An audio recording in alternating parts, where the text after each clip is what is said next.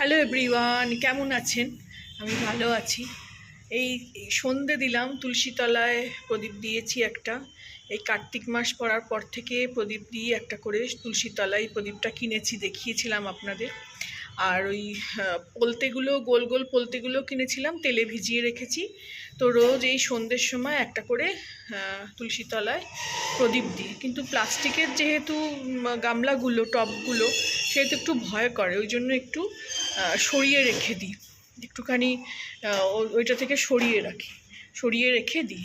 এই যে জ্বলছে, একদম খুব জোর হাওয়া চলছে, দাও দাও করে জ্বলছে একেবারে। দেখুন, যতক্ষণ জলে আমি দরজাটা খুলে রাখি, বন্ধ করি না, কারণ সব প্লাস্টিকের তো। শুধু এই নেটটা লাগিয়ে দিই, খুব মশা পোকা, তো যতক্ষণ জলে এটাকে খুলে রাখি আমি। তো আজকে সবাইকে জানাই হ্যাপি ভাতৃদ্বিতীয়া।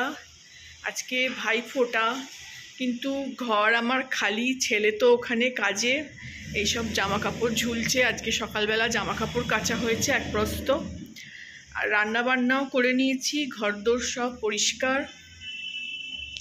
একাই আছি আজকে তো মেয়েও নেই, মেয়েও অফিস গেছে। তো ভাইফোঁটা, বাড়িতে একা, খাওয়া দাওয়াও কিছু সেরকম হয়নি। মেয়ে আসলে চা করব, সব গুছিয়ে রেখেছি। আজকে বৃহস্পতিবার, দুধ চা করার দিন। চলুন দেখাই কি রান্না করেছি। খুব সিম্পল রান্না করেছি। রান্না করে কি কত কিছুই বা রান্না করব, রাত্রিরের খাওয়া শুধু। তো এই ভাত করে নিয়েছি, খুব অল্প ভাত, তার সঙ্গে একটু ডিমের কারি করেছি। ডিমের কারি একদম মাংসর মতো গন্ধ ছাড়ছে, খুললাম যেই। ডিমের কারি করেছি, আর একটুখানি অল্প করে স্যালাড কাটিনি, পেঁয়াজ কেটে রেখেছি। রাত্রিবেলা না স্যালাডটা অতটা ভাল লাগে না খেতে।